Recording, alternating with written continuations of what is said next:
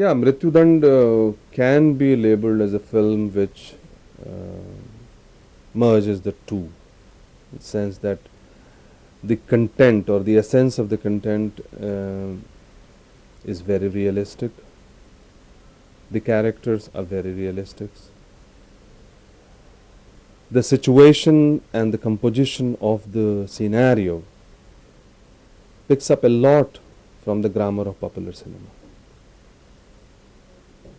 So while you create the conflict, the tension, the the method of using music and the dialogues and things like that from the popular cinema, you give a persona of the popular cinema, but at the same time you are able to say what you want to say. You know, you are able to um, have try and have, like, you have Madhuri Dixit from the main glamorous streams. You have Shabana Azmi, Om Puris, Mohan Joshis. So there is a balance of good actors from both kinds of cinema, and there is an interest which is sustained in terms of storytelling. So for me, it was a very satisfying experience, because what eventually turned out didn't remain entirely personal, but it was exhibited in the mainstream cinemas, exhibited all over the country. It did well in some places, didn't do very well in other places, but it was accepted and it was liked, and from the people, the cinema going people, it did mean a lot to hear good things about the film. I can't ever say that the movement is dead, because it really, in all essence, was never a movement. It always existed. It always exists. The desire to be able to say, things that you want to say. I mean, this is the departure point, the difference between the commercial cinema and the meaningful cinema. Because, meaningful cinema, the departure point is that you want to say something. You don't want to just make a film for making money, but you want to say something. In the process, of course, the commerce is involved, whatever it is. So the desire to say something through this medium will always be there. There are a whole lot of people. I mean, you could say that lesser meaningful, purposeful and parallel cinema in Hindi is being made, but Kannada, Malayalam and Bengali and other languages, they are still being made. Because there it's commercially a little more viable than making the films in Hindi, because Hindi films have to compete in terms of distribution and exhibition with the national mainstream, main popular cinema. They don't have to compete. So they do get some kind of exhibition. But at the same time, I think there is always a process of, re-emergence, in the sense that you think of newer methods of being able to say what you want to say, and in the language which they are able to understand.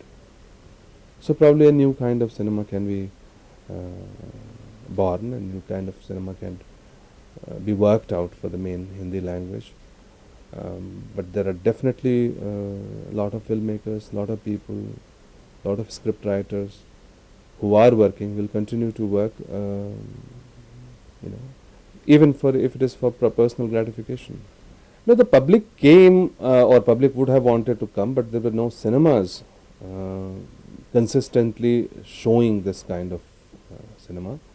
There were a whole lot of social problems, which the stigmas which were attached to the kind of class which would have come to see the films. The other factor was emergence of television and satellite networks, which offered in-home entertainment to the major section of the audience which would have come to this cinema. So all said and done, eventually, as I have myself come to believe, that good cinema or parallel cinema will be able to sustain only if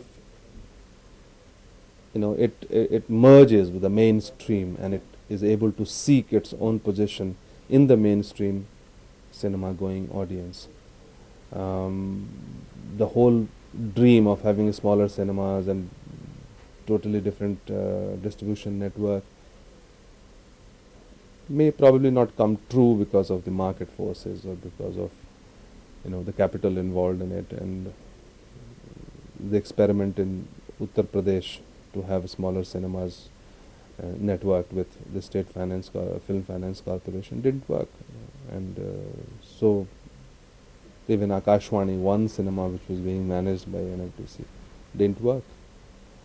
So obviously, unless and until there is a commercial viability, even if it's a lesser percentage than the mainstream cinema, unless and until you do find your, you know, share in the mainstream cinema, and you are able to self-sustain it. I mean, not keep on thinking that you can make films in a subsidized um, method. And I don't think it will be able to sort of, really be purposeful.